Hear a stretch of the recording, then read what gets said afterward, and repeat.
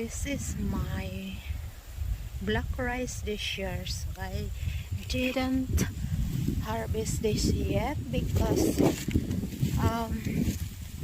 the other is not ready yet. It's still green, and I will gather this maybe next week. Hopefully it's good. But probably ripen next week.